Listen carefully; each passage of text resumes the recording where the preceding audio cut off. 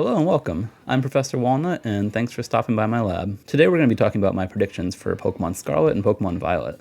I've thought long and hard about all the information we've had so far, and this video is going to be everything I've come up with. Now, I know there are leaks out there, and I haven't really looked at them myself. The most I've seen are riddles posted by Riddle or Coup on Twitter, and I haven't really sat down to try to solve those myself yet. I'm not too interested in spoiling what's going to be coming for myself. I'm sure they're already cracked by other people, but I haven't looked into those either, and as such, I'm going to be going into this a little bit more blind than I think most YouTubers are right now.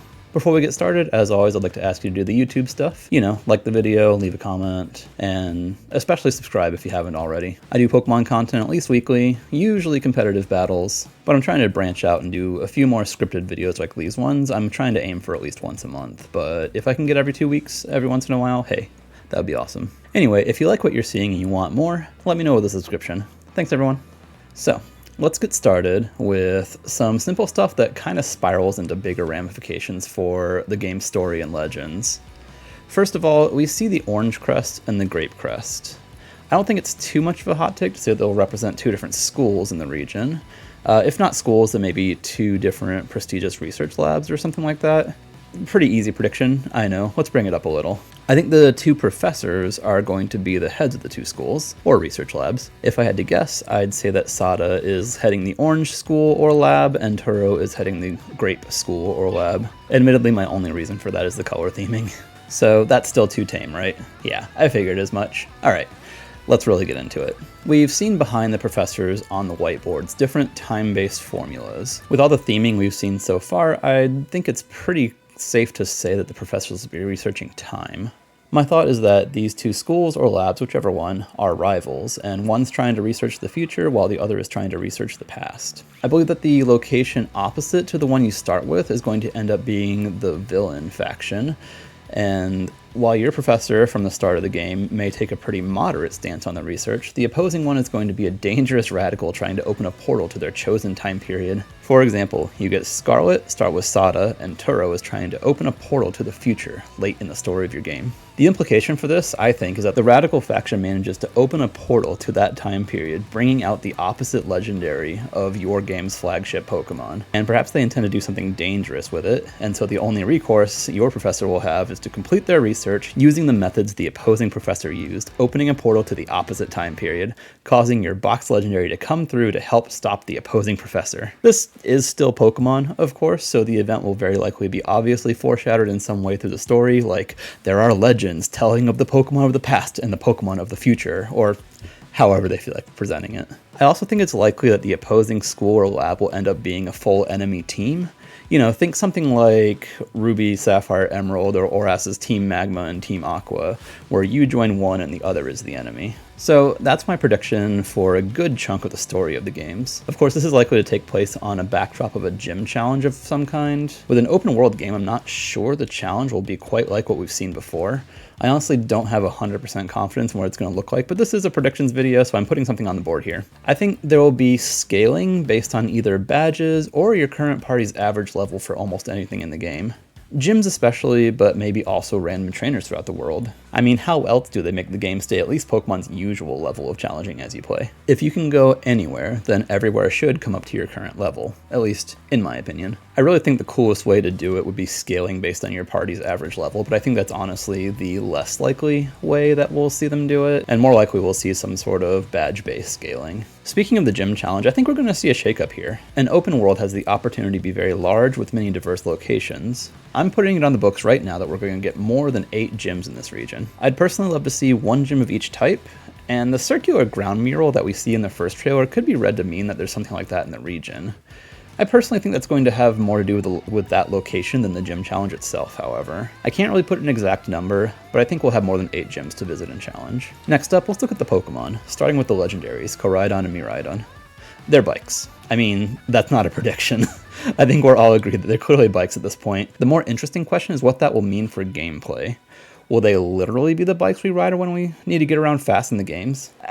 As hilarious as that would be, I'm thinking not. I think we'll still get a normal bike, and these Pokemon's bike forms would be reserved for something much like how Solgaleo and Lunala took us through Ultra Space to find Ultra Beasts. I think they're likely to become time bikes, and we're going to speed through time into the past or future and find locations in the post-game where we can catch Pokemon that don't normally appear in the region. Maybe even fossil Pokemon in their native time. Perhaps it'll also be the way that we catch legendary Pokemon or new kinds of Pokemon based on time distortions. Next up on the Pokemon train, Smoliv, the small olive that is small and also an olive. This one might sound crazy, but hear me out. I think it's going to evolve to become at least part rock type. Now wait, I said hear me out. I'm not totally insane, I promise. So, olives are part of a class of fruit that includes grapes, cherries, peaches, and even pistachios. The group these fruits belong to is called drupes, or, more notably in this case, stone fruits. Ah, see? And here you thought I was bringing you on a pointless fruit-related tangent. With the name, I think it's possible we'll see Smoliv evolve into something that puts the olive's pit more front and center and be more rocky. And for all you naysayers out there, this wouldn't be the first time we've had a Pokemon have a typing based on the name of the real-world thing that it's based on. Just look at one of my favorites, Alolan Exeggutor, named after the Dracana palm, or the dragon tree. So you heard it here first, folks. Smoliv becomes a grass rock type and joins the prestigious group alongside... Cradily. We got the starters a while back, and they've been theorized and Fakemon from here to Kanto and back. I'll make this bit quick and just toss my hat into the ring on typing predictions. Sprigatito. I would love to see this keep the grass cat motif all the way to the top and stay pure grass type. Something like a much more grassy Liepard, for example. Fuecoco. I think this little dude is a ghost pepper crocodile. As such, I would love to see this become a fire ghost type. We did just have this with Typhlosion's regional form in Legends Arceus, of course, but I would love to see it again anyway. It's such a cool typing. Quaxly. I could see water steel or water fighting here. The main reason is that I think Quaxly is based on Don Quixote and the idea of conquistadors in general, and I think it'll become a sword-wielding duck of some kind. Of course, that would point more towards the steel type, but they made the other sword-wielding duck, Sirfetch'd, a fighting type, so I could see that being the case here as well. I hate to say it, but I don't have a ton of thoughts on Pawmi and Lechonk.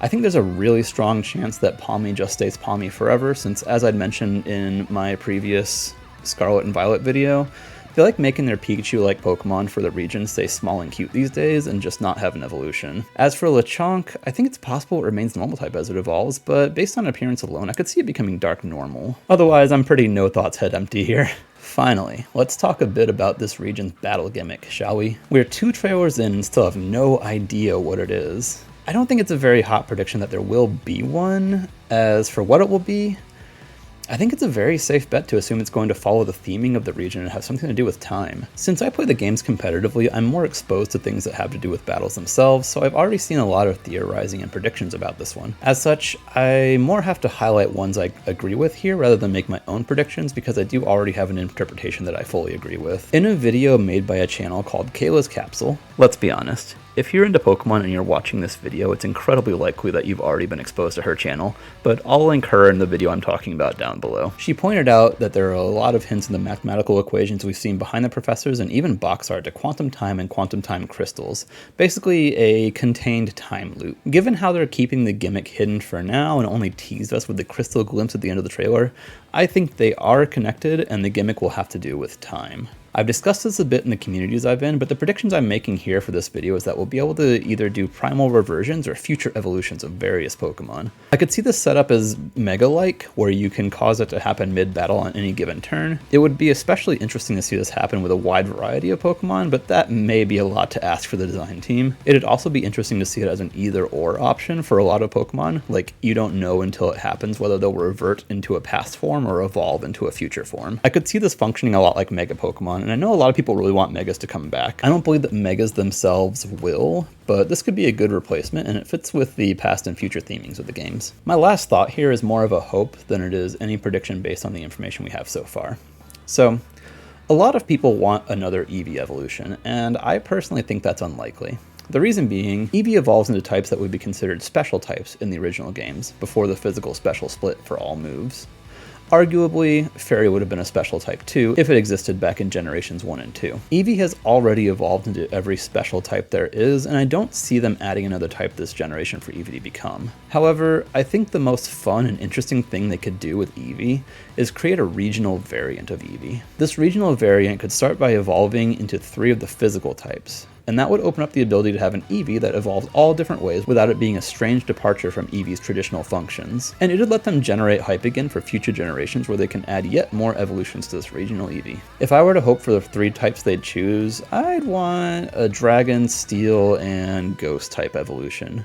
That's not based on any real reason or any sort of like inside knowledge. I just think that those types would be the most exciting designs out of everything. And that's it, y'all. I know there are a lot of other things out there to theorize on. The symbols on the box art, for example, are going around a lot, but I think a lot of other people have already done excellent videos there, and I don't have a lot to contribute. Again, check out Kayla's Corner for a really good breakdown of those symbols. I'll link that video too. Anyway, my point is that's all I've got for this video, and I'd love to see what y'all think now. Give me your coolest and most interesting predictions for Scarlet and Violet in the comment section below. I'd love to see what you come up with. Alright, I'll see you in the next battle time. Alright, that's going to be the end of today's video. If you've enjoyed yourself and you want to see me grow, hit the like button, it really does help support the channel. If you're new here and you had a good time, hit the subscribe button, it'd be cool to see you come back. If I'm being totally honest, my content varies depending on my personal schedule, but I try to upload at least once a week. Please also consider leaving a comment down below just to cheer me on or let me know if I've made some dumb plays. I really do like to hear what y'all have to say about my choices in gameplay. And just like likes, comments really do help support the channel as well. If you're interested, you can follow me on my various socials, which you can find at the top of the screen here. I'm most active on Twitter, but I try to at least get notifications out about videos on each of the other platforms listed up there. Also notably, the other listed YouTube channel is where I stream games that aren't Pokemon whenever I have time to do so. And finally, and honestly least importantly, I've activated my tip jar. I know it's usually just for streaming, but I figured if you have learned anything from my videos or have just enjoyed yourself and you feel like supporting me, then it is there and it's always appreciated. Alright guys, I really do appreciate y'all being here, and I will catch you in the next one. Bye.